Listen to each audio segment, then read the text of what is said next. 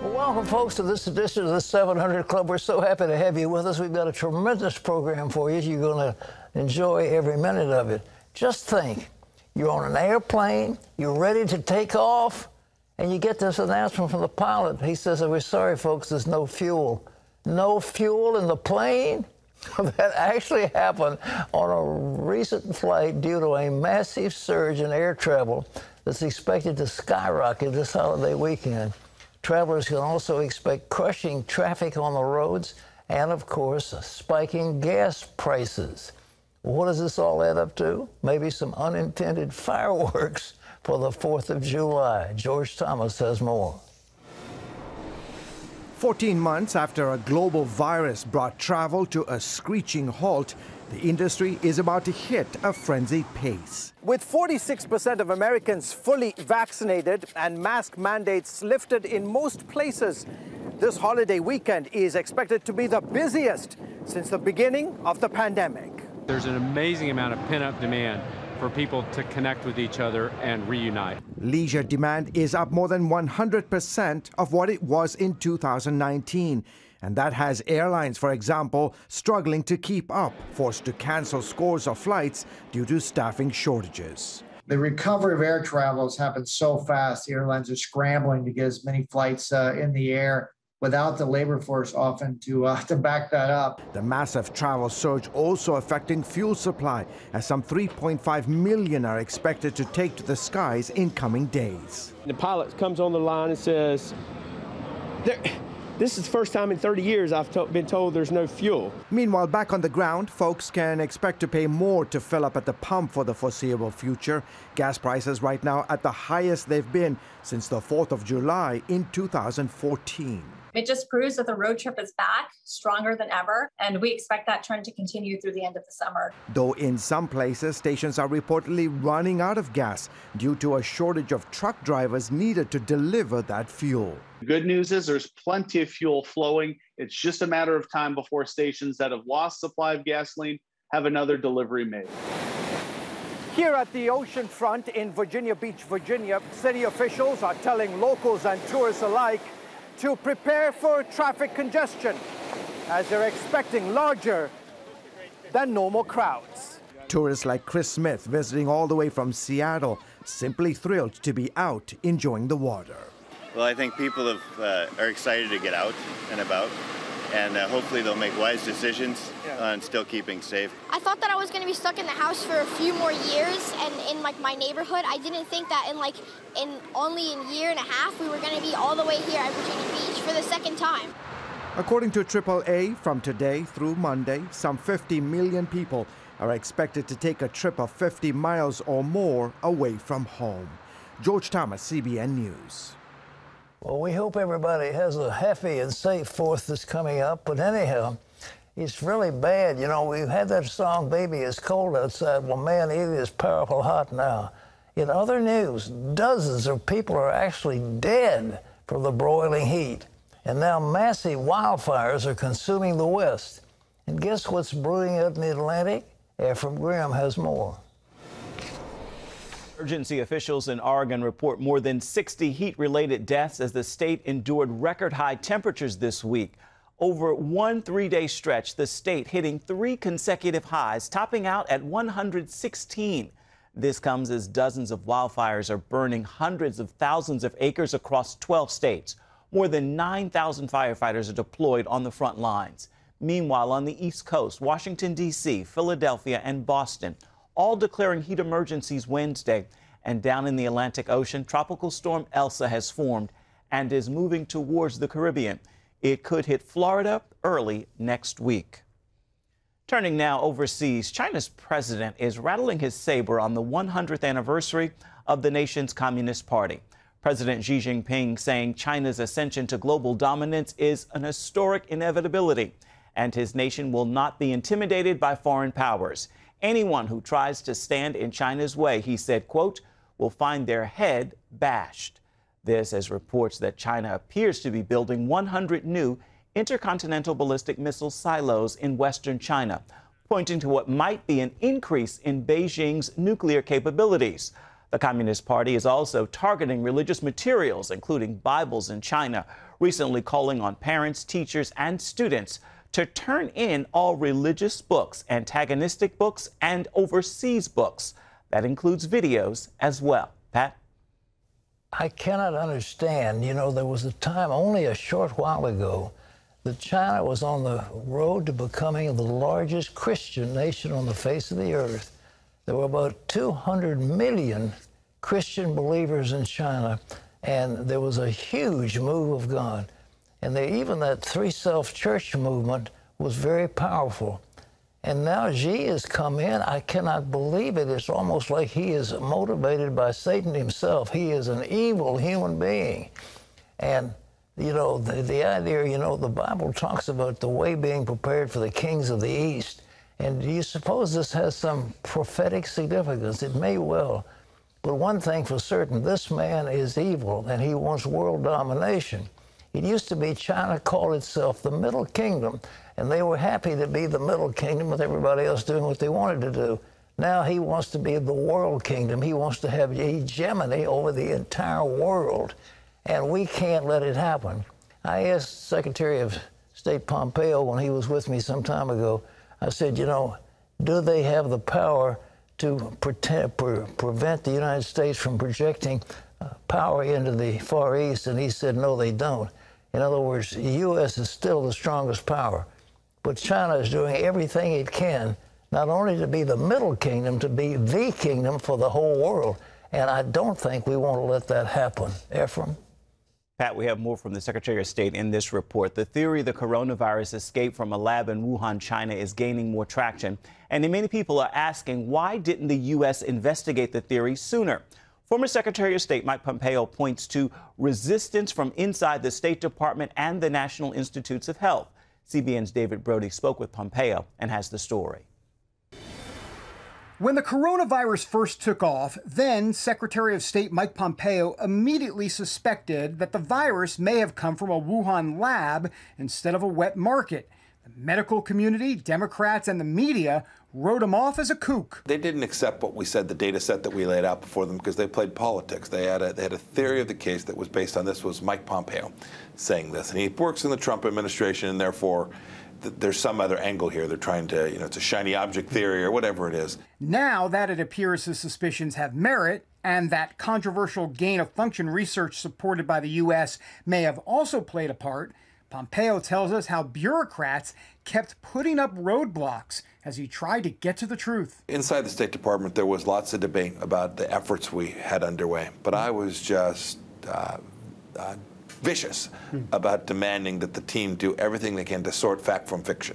If it leads to a conclusion that's not the one that we think it is, great. We just want to get to the conclusion. Yeah. And so, but there was enormous resistance. We ran over the resistance as best we could, both from inside the State Department and from NIH and other places, people who didn't want to talk about the fact that there had been grants to the WIV. While that was then, the former secretary hasn't stopped trying to right wrongs. That includes tackling issues like the assault on religious freedom here at home. We saw it during the virus, churches that couldn't gather, pastors that couldn't bring their flock to a place while you had all kinds of other craziness going on, protests in the streets that were acceptable.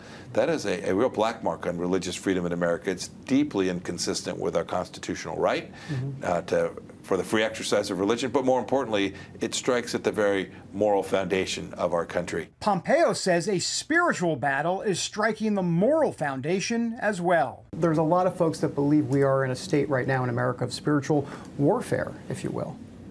There's no doubt there are folks here in the United States that are trying to place evil in front of us. This isn't new for those of us who are Christian, those of us who are believers in the Bible. We know that evil always exists. We also know that we're all sinners. But we know this. We have to be strong in our faith. That strong faith would likely play a role in a potential future decision, whether he might run for president. Look, you've met with some donors, you've been in some states, I don't know, New Hampshire and a couple others. You know, hello, you know, I didn't fall off the turnip truck yesterday, so I cover this stuff for a living. How serious are you about potentially running in 2024? So it's a fair question. I must say, Susan and I pray every day about how to execute the mission we've been given by the Lord. We're going to stay in this fight. I've been at this for decades. Today, 2022 is the marker. Whoever the president is in 2024 needs to have a Senate and a House so that they can actually make the changes that America needs. So it's safe to say that you're surveying the terrain and you'll see what happens after 2022. Is that fake news or not fake news? It is fair to say we're going to stay in the fight. We'll see what role the Lord brings to us. David Brody, CBN News. Surveying the terrain, and we'll see what happens. Pat? I tell you, that man is a brilliant man. He was #1 in his class at West Point. He was on the Harvard Law Review, editor of the Harvard Law Review. The guy is just brilliant, and he's so humble and a very dedicated Christian. The Republicans right now have an incredible bench. They've got DeSantis down in Florida, a wonderful governor. They've got the governor of South Dakota, tremendous lady. They've got Nikki Haley, brilliant person. They've got Senator Scott in South Carolina. They've got people all over the place who are so strong. And as I say, prognosticating, I think there's going to be a tidal wave. I've said it before, I'll say it again. There's going to be a tidal wave that's going to run against critical race theory. It's going to run against crime and law and order. Against the breakdown of law and order. They're going to run against inflation, and they're going to run against this nonsense that's going on at the border.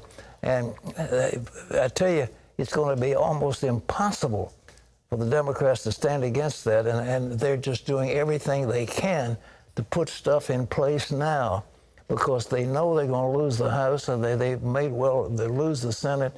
There's going to be, I understand Herschel Walker now is talking about coming in for the Senate seat down in Georgia. I mean, he's a very popular guy. See what happens. But anyhow, they have so many good candidates, and the Democrats are just, they're bankrupt. They have, what's going on now is just a disgrace. Well, a long time ago, there was a president named George Bush, and his Secretary of Defense was a very powerful guy, and he had run a company called G.D. Searle that was involved in some medical things that I didn't think were too good for the country, but nevertheless, that was Donald Rumsfeld. And Ephraim's got a story about, we're saddened that this man who was so powerful and served our country so well has passed on. Ephraim.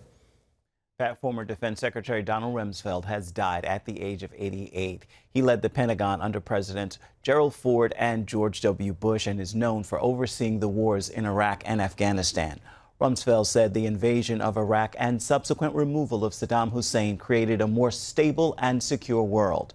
A family spokesman said the cause of death was multiple myeloma. As the U.S. prepares to pull out of Afghanistan, the military situation is deteriorating rapidly. 20 years after American forces drove the Taliban from power, there are fears the terrorist group is poised to retake the country. Dale Hurd is on this story.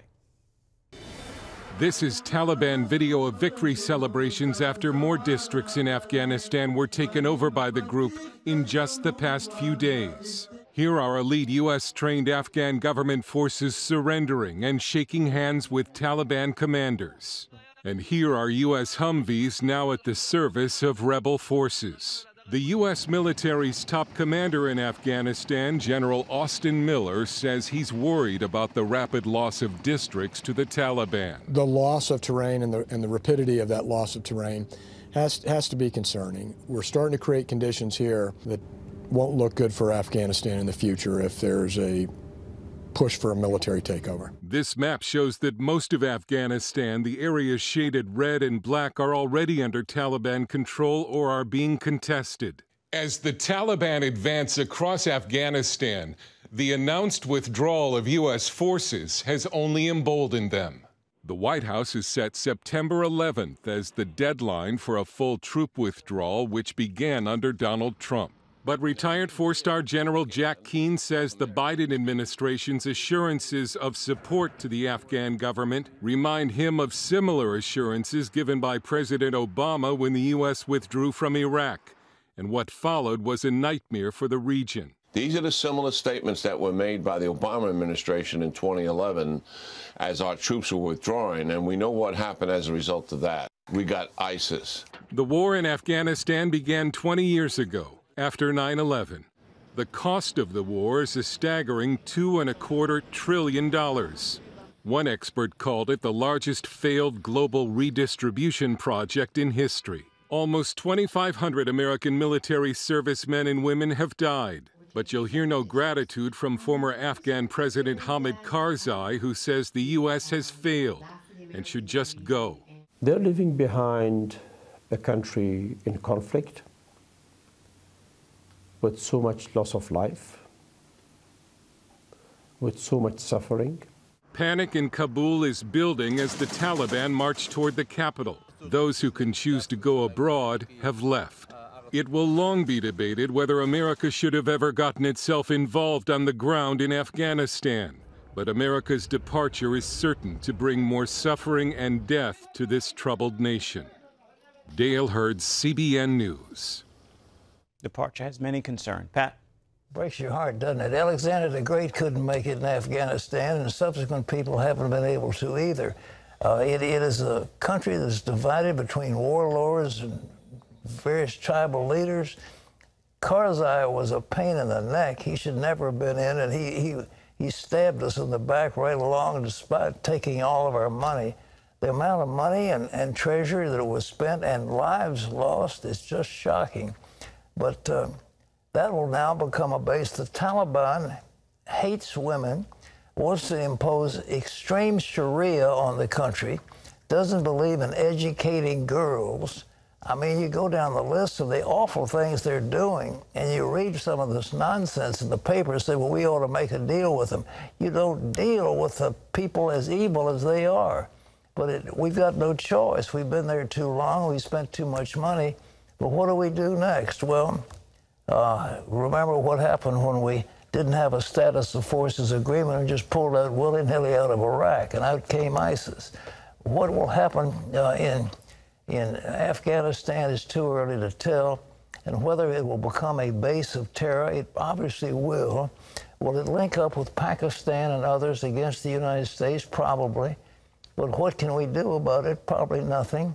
And it's time to go home, and everybody said so. And I guess that's the truth. I mean, we can't stay, but the warlords will continue to fight one another, and they will obviously turn on the United States. So tough luck.